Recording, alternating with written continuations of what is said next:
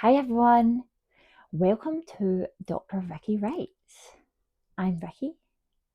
Nobody actually calls me Dr. Vicky, but I do have a PhD, and in this video I will be talking about how to assemble a correctly referenced and formatted dissertation or thesis document. This video covers the fourth objective of this course. You can find the course syllabus in the video description notes below. Before we dive in, I want you to think about what you might already know about referencing and formatting a dissertation or a thesis, and about what you feel like you still need to learn, or any worries and concerns you have around this topic. I recommend you take a minute to jot down the first few things that come to mind. So, depending on what course you're on, you might already be well versed in referencing and possibly formatting report type documents. So, if you feel like that is you, then feel free to skip this video. I'll talk about referencing first. I did not have a clue how to reference, I would say, until I did my master's. Maybe that's not possible in other courses. Math, statistics, and finance is what I did, and our assessments were mainly like maths tests. But when you're doing a dissertation, or especially when you're doing a PhD, you really need to use a referencing software alongside whatever word processor you're using, like Word or Pages. I use Word, I use Windows. It's too hard to manually reference a 100,000, say, word thesis that might have almost 300 references in it, as mine did. Using a referencing plugin with your word processor also means that if you add a reference at a later date, when say you've already got like 100 references in there, and you inevitably will do that right up until the last minute, it updates the numbering of them. If you're using a numerical reference style, that is, and it updates your reference list accordingly. It automatically generates your reference list for you too. Although you'll usually need to go through it right at the end to make sure that every line is formatted exactly the right way. You'll probably end up using either EndNote, Mendeley, RefWorks, or Zotero.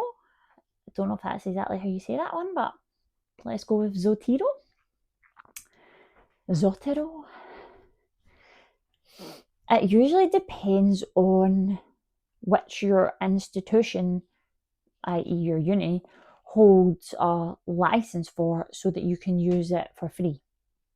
Like, I think if you go to Glasgow Uni, they do have a license for EndNote, but if you go to GCU, they don't. I think, I don't know what one they use. Mendeley maybe, but it's free anyway, I think. So whatever one you end up using, set up a way of automatically importing the relevant journal articles that you find. And one of the simplest ways to do that is to set up a watch folder, they're often called, on your computer with your referencing software, which means that whenever a PDF journal article is saved in that folder, the referencing software that you're using will automatically add it to your reference database. Not to your dissertation or thesis, but to your referencing database. I've added links about this in relation to the specific software that you might use below. I've also added links about using each of the softwares that I mentioned alongside Word or Pages, although I don't think all of them work well with Pages. There is also a link to a kind of beginner's guide to referencing by GCU at the end as well, in case you need more info on the basics of referencing, as I definitely did before beginning my master's project. In terms of formatting your dissertation or thesis, your uni will usually have specific guidelines to follow, such as what width the margins should be, what font type and size you need to use. So to find that out, just use, if you don't already know, just use Google to search for like the name of your uni, how to format a dissertation or a thesis, if applicable, because they're going to be much stricter like at PhD level. I did that for GCU while I was coming up with the content for this video, like Googled GCU how to format a dissertation, and found some documents which I've linked below. So have a look at those just so you can see what it is you're trying to find for your specific uni. It seems that most guides assume that you will use Word as opposed to Pages. So keep that in mind if you want to use something other than Word. You might need to search around a bit more for like guides. And that covers the basics of assembling a correctly referenced and formatted dissertation or thesis. If you want some specific tasks to do after watching this video, here they are. Find out what referencing software is available through your uni and download it. Set up a watch folder or equivalent depending on the software, which is detailed in the links below. Find a journal article and then put it into your watch folder or whatever you're using to see how it works.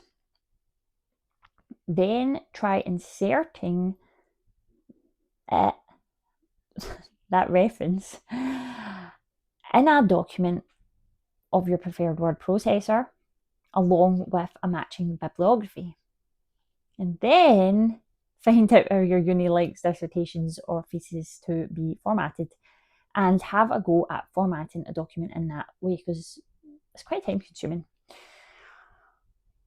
So doing all of these small but semi-annoying tasks will save you a good bit of stress when the time comes to actually begin your project. If you have any questions about any of that, please put them in the comment section below or email me at drvicky911@gmail.com. I also encourage you to think about the following questions and do the same. Comment or email. Did I clarify anything for you?